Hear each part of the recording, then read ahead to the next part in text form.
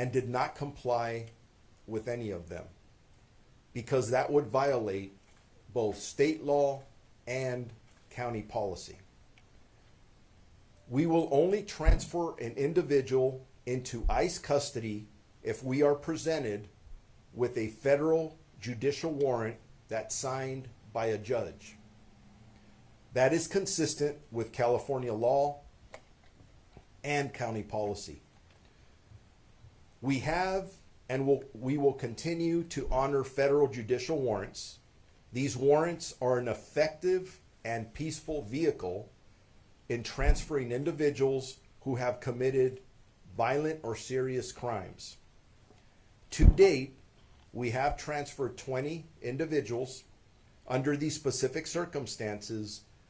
Most of these individuals have had serious or violent charges such as attempted murder, robbery, rape, and sexual battery.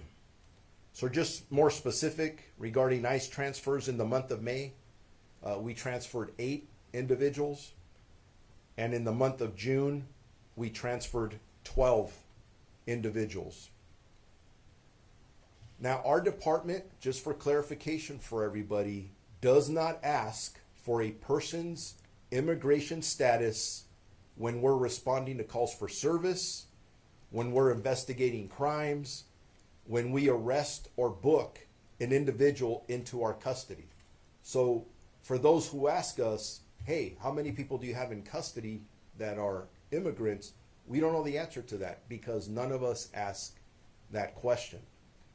The department does not ask, nor does it possess any information about citizenship for the status of individuals in our custody. I just want to reemphasize that. Citizenship status has no bearing on a person's custodial status or their conditions of confinement. And I do want to stress, because we're talking about people in custody, for anybody specifically in our immigrant communities, if you call the police, if you call 911 or you call the 7-digit line and you are a victim of a crime or you are a witness to a crime, you will not be asked for your immigration status. And as a matter of fact, that is something that greatly concerns all of us, because we don't want people to stop calling us when they see something that occurs. Or worse yet, they're a victim of a crime because they believe that we are involved in some immigration enforcement or civil immigration enforcement, and we are not. Again, I just want to make sure everybody understands that. When an individual is booked or processed, their fingerprints are live scanned and automatically uploaded into a national database that is accessible to other law enforcement agencies. And that's state, regional, and federal agencies. For transparency purposes, information about individuals in our custody, including their name, booking number, and scheduled release time or date, is publicly posted on our website at lasd.org. So any of you at any time can go to that website and find somebody who's in custody and when their release date is going to occur. That information is available to everyone, including federal law enforcement, and it is updated on a daily basis. Recently, we heard that there was a letter that would be sent to sheriffs in major California counties requesting the names of all non-citizens in their custody, but at this time, we have not officially received this letter. We've heard about it, but haven't actually seen it, and this letter comes from the U.S. Attorney at the United States Department of Justice. Once we receive the letter, we will absolutely review it to determine what information, if any, we can legally provide. And we'll check with our attorneys at county council, and there may be a conflict between state law and federal law, and we'll let our attorneys guide us in that direction. So in closing, I would like to make it very clear, our mission and priority is the safety, security, and trust, and that we cannot do our jobs without public trust in our community, not civil immigration enforcement. So with that, hopefully you have questions. I'm ready to answer any questions that you may have. Sure. Yes, sir. Yeah. Connor had his hand up, sorry. Yeah. So you said that information about inmates is published on the public website, and that that doesn't include immigration status, obviously. And then you said during the live scan process, that information about inmates goes to the federal government. I don't know if there's immigration status in that. But then the DOJ basically asked for lists of non-citizens specifically, said they want to voluntarily and like pursue legal avenues if they're not provided voluntarily. So are you, I mean, obviously we can see people's ages, that type of thing, name, what they're charged with, but you can't see the immigration status on there. So I mean, aren't they asking for something different than what you're talking about? Yeah, if that's, you're talking about this letter that's supposed to go out, or just under any circumstances? Yeah. Yeah. And again, I haven't officially really seen that, so I haven't really dug into it. But if it is what you are saying, because we don't ask for immigration status, I don't know how we're going to provide a list to anybody, whether it's the feds or anybody else, of people who are in our custody who are here potentially illegally. But as you stated, through our public website, the information regarding the name, booking number, and their release date is available to everybody in the public, and that includes other law enforcement officials, which would include federal agencies that are involved in this immigration enforcement. So, to clarify, so the DOJ is asking for a list of non-citizens. You're saying we don't collect that data, we don't have it. Can you answer that again in English and Spanish? So I don't know what DOJ is asking for yet, because I haven't officially seen this letter, but listening to all of you, it sounds like that may be one of the items they're asking for. And because we don't ask somebody if they are here legally or illegally, it would be impossible for us to provide a list like that unless we redo our systems one way or another. You don't have a list. Well, not that list to tell me who's here legally or illegally. The only thing I have, and I stated this earlier in my numbers, we do have, we do document when ICE sends us detainer request. So we know, based right now on the numbers I gave you earlier, at least for this year, I think there's 435 people that they've asked for in 2025 that they've requested, but we have not fulfilled any of them because of state law. And honestly, the county policy is even more strict than state law, so it prohibits me from turning those over unless that federal judicial warrant exists.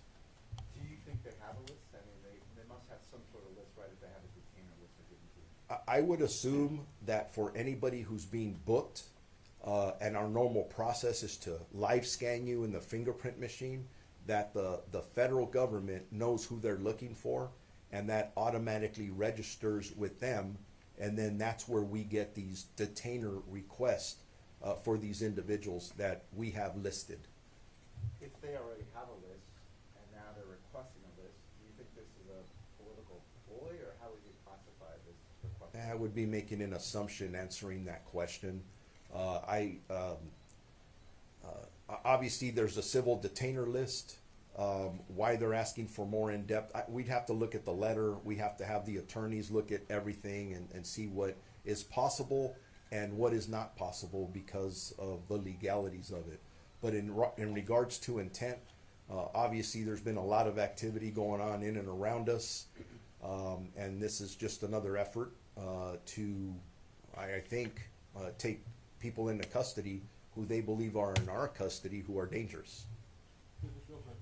Today, this is from the Department of Justice press release. It says the Department of Justice issued requests to sheriffs in multiple major counties, including LA County, for a list of all inmates in the jails who are not citizens of the United States, and then some other information. Then it says the Department of Justice hopes that California sheriffs will voluntarily produce the requested information, but if necessary, the department will pursue all available means of obtaining the data, including through subpoenas or other compulsory processes. So if they were to subpoena or do some kind of process like that, you'd still maintain you will have this information. It's not something that you didn't have, right? Yeah, once we look at the specific request, and in fairness, we have to look at it from our eyes, we will work with our county council to figure out what we can and cannot do. And again, you got the legal questions, and then you have our capabilities. And I think for all of you who have been covering the Sheriff's Department for years, technology is not our strength here. So we would have to look at to see if we're even able to do something like that, and I'm sure we will, but it'll be an unfunded mandate. It's something that we have to pay for in a time where our budget is really, really tight. Sheriff, can you explain the transfer of custody process? Like, are the inmate or the inmates advised in advance that ICE or HSI is coming to pick them up? Where do they do the transfer of custody in the jail facility? Kind of explain that. Let me give my assistant sheriff over custody to answer that question. And by the way, I didn't forget about the Spanish portion of it. I'll probably do the Spanish with you just when we're done here, if that's okay with you. Yeah, that would be good. Thank you. Paula Tokar, Assistant Sheriff over Custody Operations. When we receive a warrant for any inmate, and the warrant can be a federal warrant or it could be a neighboring county warrant, the inmate, once he's finished with his Los Angeles County time, his sentence, or his court case, then we notify the agency where the warrant is on file, and the agency, whoever that might be, comes to our inmate reception center and picks up the inmate. The process for these federal judicial warrants is no different than any state of California warrant, the process for release. So the inmate is given a pass to the release area where he is then picked up for whatever law enforcement agency is picking up that warrant. Thank you. Any questions? Sheriff, when the community hears that inmates are being transferred, albeit, with a warrant to ICE officials, and then they hear this new request for data, a lot of folks are, concerned that the sheriff's police departments are cooperating with ICE officials when it comes to immigration. Can you talk to us again a little bit more, reinforcing exactly why you're doing what you're doing and how it is not cooperating? So going back to the numbers of 2024, if there was full cooperation and we were not abiding by Senate Bill 54 or the county policy that's more strict, we would be giving people over in those 995 times, or now currently for the 435 that they're asking for. That is not the case. That is, and we've worked with our attorneys to make sure that we are in compliance, because over the last several months, we've received, I personally have received, I'm going to call it threatening letters from the federal government to make sure that we are cooperating with them doing civil immigration enforcement. Now, when I turn the page and we start talking about federal judicial warrants, and this is very important, so thank you for asking the question again, is that it's a federal judicial warrant signed by a judge. There's no choice. That means somebody has gone before a judge to get an arrest warrant for them. In any circumstance, whether it's a superior court judge or it is a federal judge, our job in law enforcement is to comply with the law and their orders. I know a lot of people have had concerns about a lack of due process, a lack of a court or a judge being involved. This is nothing like what we're hearing about out there. This is actually a person who has got enough probable cause to get an arrest warrant for, and they've committed usually a significant crime. And I want to make that clear for all of our community out there. Now, my personal opinion is when you've got federal agents either chasing people around a car wash or a Home Depot, to me, that's something we should all be concerned about. But I want to make it clear that our position here with the Sheriff's Department is that if you have individuals committing serious or violent crimes, they should be incarcerated. One can argue whether they're immigrants or not. We're going to do our job. We're going to respond, we're going to investigate, and we're going to put people in jail. Now, I'm supportive of getting dangerous people off of our streets.